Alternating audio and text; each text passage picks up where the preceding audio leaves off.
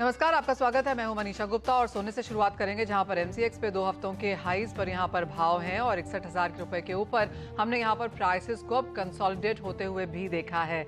वहीं अगर कॉमेक्स की बात की जाए तो यहां पर $2,000 पर आउंस के ऊपर के लेवल्स अब होल्ड कर रहे हैं।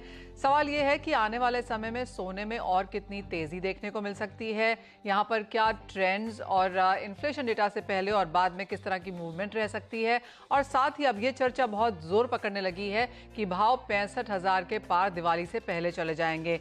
क्या है यहाँ पर ट्रेंड्स और इंडियन मार्केट्स में ज्वेलरी बाइंग को लेकर अब यहाँ पर क्या पैटर्न्स हैं, इन सब पर बात करने के लिए हमारे साथ हैं पैराडाइम कमोडिटी एडवाइजर्स के कमोडिटी कंसल्टेंट बीरेन वकील, जेम फाइनेंशियल्स के जय पुरोहित, साथ ही जेजीसी के फॉर्मर चेयरमैन आशीष पेठे हमारे साथ हैं और पीएनजी ज्वेलर्स के chairman managing director Saurabh Gadgil भी हमारे साथ जुड़ेंगे। सोने के प्राइसेस पर ही पहले व्यू ले लेते हैं। और जय, आपको क्या लगता है जो करंट लेवल्स फिलहाल देखने को मिल रहे हैं, यहाँ से क्या रेंज बन सकती है? इन्फ्लेशन डेटा का कितना असर हम प्राइसेस पे पड़ता हुआ देखेंगे? देखिए, ओवरऑल तो जो सेंटीमेंट है गोल्ड के लिए वो काफी पॉजिटिव है और सेंट्रल बैंक की जो बाइंग लास्ट क्वार्टर में हुई है लगभग 230 टन की, जो कि लास्ट ईयर के मुकाबले काफी अच्छी है। डॉलर इंडेक्स भी लोअर लेवल पे सस्टेन कर रहा है। सो ये फैक्टर्स काफी पॉजिटिव है और अब जो डेटा आ रहा है उसकी वजह से लग रहा है कि फेड भी जो रेट हाइक है उसको पॉज करेगा। डेफिनेटली आज जो सीपीआई नंबर्स आने वाले हैं उसकी वजह से थोड़ा इंट्राडे वॉलेटिलिटी जरूर रहेगा और वो वॉलेटिलिटी में अगर सोना लगभग 61,000 के करीब आता है तो वो एक अच्छा बाइंग लेवल रहेगा। 60,700 के स्टॉप लॉस से बाइंग करके चलना चाहिए। अपसाइड में 61,800 तक के लेवल हम लोग आने वाले 1 से 2 दिन में देख सकते हैं और जो ओवरऑल आउटलुक है वो पॉजिटिव है। 64 से 65,000 तक के लेवल्स हम लोग आने वाले 3 से 4 महीने में देख सकते हैं। एंड आपको क्या लगता है, क्या ये बाइंग लेवल्स अभी बनते हैं या डिप्स पे की वेट यहाँ पर करनी चाहिए? जय जी, थोड़ा डिप्स के लिए वेट करना चाहिए। 61,000 अगर आता है तो वो अच्छा लेवल है इंट्राडे बाइंग के लिए और 60,700 का स्टॉप लॉस रहेगा। ऑलराइट, आप कैसे देखते हैं बीरेन जी, और आपकी यहाँ पर क्या स्ट्रैटेजी देखने को मिलेगी? एंड साथ ही साथ चांदी पर अब यहाँ पर क्या व्यू है प्राइसेस के हिसाब से? मैं डेटा का इंतजार करूंगा के साथ आए, क्योंकि डेटा सरप्राइज काफी आ रहा है अमेरिका से। तो टेम्पररी मुझे ऐसा लग रहा है कि गोल्ड के लिए कॉमेक्स के टर्म में 2090 का जो टॉप या तो जो रेजिस्टेंस है वो क्रॉस होता है या नहीं। फिलहाल की रेंज 2020-2070 की मान सकते हैं कॉमेक्स के टर्म में, और इंडियन टर्म्स में 60,800 61,800 की मान सकते हैं। सिल्वर में थोड़ा हल्का सा शॉर्ट बायस ट्रेड है विद टाइट स्टॉप लॉस 70,700 के, मीन 77,700 के आसपास शॉर्ट और 78,400 का स्टॉप लॉस, और डाउन साइड टारगेट 76,500 का। 1-2 दिन का ट्रेड है ये। तो एब्सोल्युटली डेटा जिस तरह से आता है उसकी उठापटक तो यहाँ पर बनी रहेगी, लेकिन डायरेक्शनल कॉल्स अब भी यहाँ पर ऊपर की तरफ ही हैं।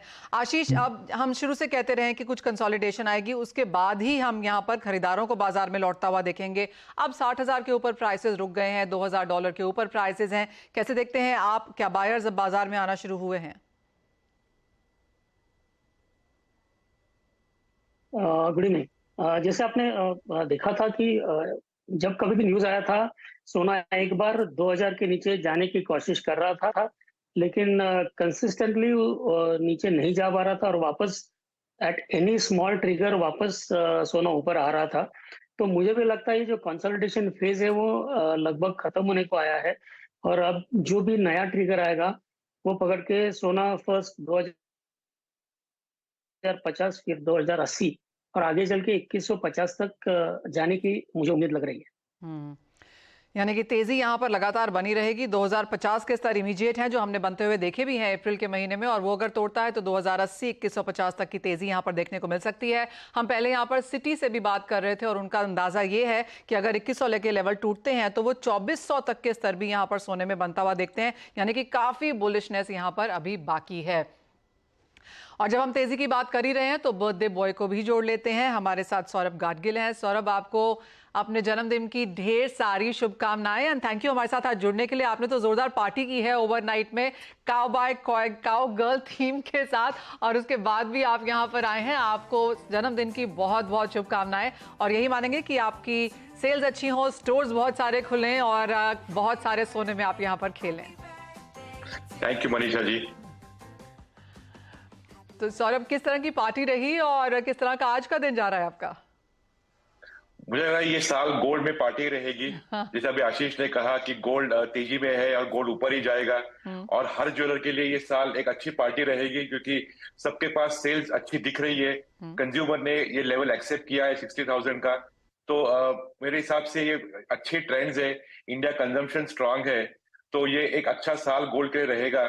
और जैसे अभी पिछले साल से कह रहा हूँ कि लोगों का गोल्ड में इंटरेस्ट बना है, और अगले 2 साल तक ये जो ग्लोबल अनसर्टेनिटीज है, बैंकिंग सेक्टर की हो, रशिया वॉर की हो, इन्फ्लेशन हो, ये चलते गोल्ड में एक अच्छी तेजी दिखने को मिलेगी और स्ट्रांग कंजम्पशन रहेगा। सो मेरे हिसाब से ये साल पूरे पार्टी का ही साल है। गोल्ड में कंज्यूमर्स की तरफ से, ज्वेलर की तरफ से, इंडस्ट्री की तरफ से हर एक खुश रहेगा। और मनीषा जी, बहुत बहुत थैंक यू कि आपने मेरे बर्थडे की शुभकामनाएं दी, विशेष दी। और अगले साल में कोशिश में मुझे कॉन्फिडेंस है कि आप खुद आएंगी विश करने के लिए। एब्सोल्युटली सौरभ, मेरा वो प्लान है यहाँ पर, मैं छुट्टी लेकर भी वो पार्टी अटेंड करने जरूर आऊंगी। Thank you. आशीष, आज जैसे सौरभ कह रहे हैं कि पार्टी ही है यहाँ पर, और क्लियरली अब तक तो यहाँ पर पार्टी ही है सोने में। जिस तरह की हमने तेजी प्राइसेस में आते हुए देखी है, जिस तरह के रिटर्न्स यहाँ पर लोगों ने कमाए हैं और प्राइस मूवमेंट्स यहाँ पर देखने को मिल रही हैं, आप कहेंगे करंट लेवल्स भी बुरे नहीं है खरीदने के लिए, स्पेशली जो ज्वेलरी खरीदने वाले लोग साइडलाइंस पे वेट कर रहे हैं? जो ज्वेलरी या उनके घर में शादी है उनको खरीदारी करनी है तो वो बाय ऑन डिप्स का पॉलिसी अप्लाई कर सकते हैं। और जो घर में ज्वेलरी जो भी लेता है, शादियों में लेता है, वो लॉन्ग टर्म के लिए खरीदारी करता है। तो अभी समझो 200-300 रुपए का थोड़ा मंदी या तेजी आता है तो उनको लॉन्ग टर्म के लिए वो इफेक्ट नहीं करेगा। उनको जब भी शादियों के लिए खरीदारी करनी है, वो 8-15 दिन में जो भी लोएस्ट भाव होगा उसमें उनको खरीदारी करनी चाहिए। क्योंकि लॉन्ग टर्म में जाके हमने देखा है कि जब कभी भी 20,000 का रेट आया तो 10,000 वापस नहीं आया है, 40 का तो 30 नहीं आया। वैसे अभी 60 आया तो वापस 55-50 का रेट कभी नहीं आने वाला है। तो 60 के आसपास, 61 के आसपास उनको अच्छा भाव मिलता है, तो आगे शादियों की खरीदारी उनको कर लेनी चाहिए। एब्सोल्युटली। पिछले साल 50 के भाव थे और इस बार हमने 61 भी निकलते हुए देखा है, तो क्लियरली वो लेवल्स यहाँ पर बहुत जल्दी आते हुए नजर नहीं आते। और जैसे आशीष कह रहे हैं कि वो लेवल्स आपको शायद देखने को भी नहीं मिलेंगे, तो खरीदारी हर लेवल पे लेके चलें। पिछले साल लोगों को लग रहा था कि 50 बहुत हाई है, बहुत महंगा है, सोना नहीं खरीदा जा सकता, और अब यहाँ पर हम 60 के ऊपर भी प्राइसेस के लिहाज से बैठे हैं। सौरभ, आप कैसे देखते हैं बाइंग? क्योंकि काफी समय से ये बातचीत चल रही है कि सोने के प्राइसेस में चाहे बहुत वॉल्टिलिटी हो, लेकिन लोगों का ध्यान यहाँ पर डायमंड ज्वेलरी की तरफ गया है, क्योंकि वहां पर भी हमने गेन्स बनते हुए देखे हैं। साथ ही साथ यहाँ पर मार्केट में light weight jewellery, everyday jewellery की खरीदारी बनती हुई नजर आई है। मिलेनियल्स की तरफ से भी हमने यहाँ पर गोल्ड बाइंग बनते हुए देखी है। क्या पैटर्न्स एक्सपेक्ट किए जा सकते हैं अब इस साल के लिए? मेरे हिसाब से इस साल में डायमंड डिमांड बहुत स्ट्रांग ही रहेगी।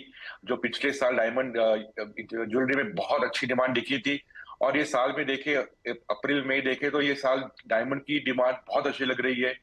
लोगों में डायमंड के तरफ रुझान बढ़ रहा है। डायमंड के एंट्री पॉइंट की तरफ लोग एंटर कर रहे हैं।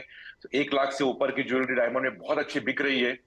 लेकिन ये साल, जैसे मैंने कहा, साल गोल्ड का ही रहेगा, क्योंकि हर एक आदमी को आज के तारीख में सेफ्टी सबसे इंपॉर्टेंट है, और आज के टाइम में सेफ्टी मतलब गोल्ड ऐसा इक्वेशन हो चुका है।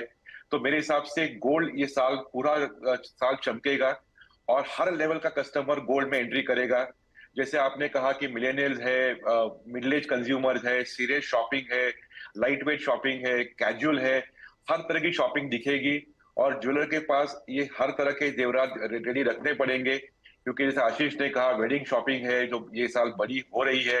लोग धूमधाम में शादियां मना रहे हैं, शॉपिंग कर रहे हैं, तो ये एक बड़ा सेगमेंट रहेगा।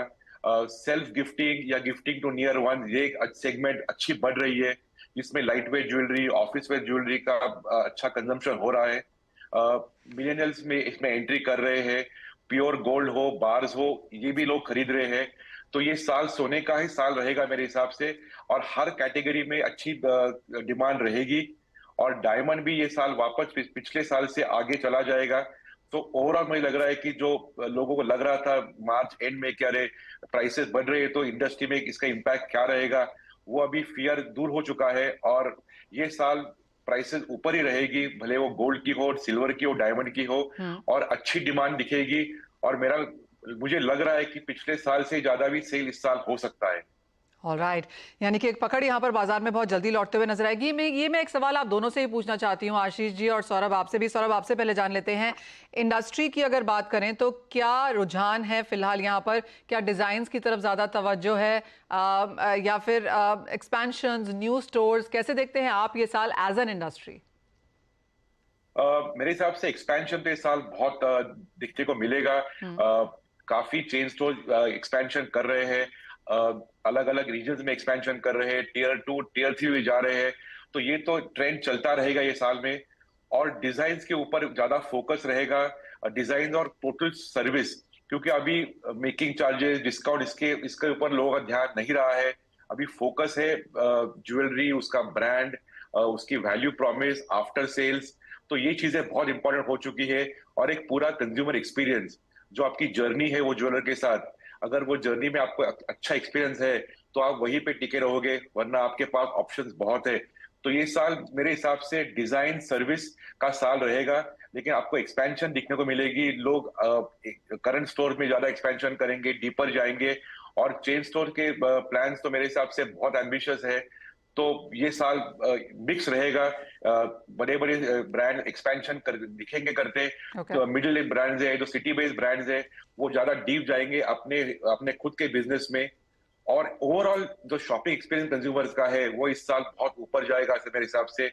उसमें एआई है, टेक्नोलॉजी है, इसका इस्तेमाल हो जाएगा और एक सीमलेस शॉपिंग एक्सपीरियंस देखने को मिलेगा। सो एक्साइटिंग टाइम्स अहेड है कंज्यूमर्स के लिए। एब्सोल्युटली। आशीष, आप कैसे देखते हैं? जी हाँ, टेक्नोलॉजी की बात की जाए, एआई, मेटावर्स की बातें अब यहाँ पर बहुत ज़्यादा होने लगी हैं ज्वेलरी इंडस्ट्री के बीच में। और फिर जैसे सौरभ कह रहे हैं, डिज़ाइन, सर्विस, कंज्यूमर एक्सपीरियंस बहुत इंपॉर्टेंट रहेंगे इस साल में। आप इसमें क्या ऐड करेंगे? सही कहा सौरभ जी ने। एक्चुअली ये जो ट्रेंड है पिछले 5 से 10 सालों से चलते आ रहा है जी। जब से हॉलमार्किंग ज्यादा प्रचलित हो गया, तब से क्वालिटी का जो प्रॉमिस था वो ज्वेलर के हाथ से निकल के बीआईएस के हाथ में चला गया है। तो ज्वेलर के हाथ में सबसे इम्पोर्टेंट है जो डिजाइन देता है, उसका ब्रांडिंग कैसे करता है, सर्विस लेवल्स क्या होती है, इससे ज्यादा इम्पोर्टेंस हो गया है कंज्यूमर को। इंटरनेट का पेनिट्रेशन बढ़ने से जो कंज्यूमर है वो भी ज्यादा एजुकेटेड हो गया है। कंज्यूमर का बाइंग प्रोसेस ऑलमोस्ट 70 to 80% घर पे या नेट पे हो जाता है, और लास्ट का 15-20% का डिसीजन वो स्टोर में हो जाता है। जो अनऑर्गेनाइज्ड टू ऑर्गेनाइज्ड का जो इंडस्ट्री का जो मूवमेंट है वो ज्यादा प्रेसिपिटेट होगा, ऐसा मेरा मानना है आगे 1-2 सालों में। जब मैं बिजनेस में आया था तब ऑर्गेनाइज्ड रिटेल सिर्फ 2% था, आज लगभग 40% या 40% के ऊपर चला गया है। और एक बार ये मोमेंटम आने के बाद इसका स्पीड मेरे हिसाब से आगे चल के बढ़ेगा। जो स्मॉल सिंगल स्टोर वाले हैं वो रीजनल चेन बन जाएंगे, रीजनल चेन्स नेशनल चेन बनेंगे, और ऐसे ये जो प्रोफेशनलाइजेशन होगा ये भी चलते जाएगा, ऐसा मेरा मानना है। एंड डायमंड का जो रुझान है वो भी आगे बढ़ता हुआ नजर आ रहा हूँ, और हमें एक नजर सीवीडी की तरफ भी रखना चाहिए। ऑलराइट, तो अच्छी खासी ग्रोथ स्टोरी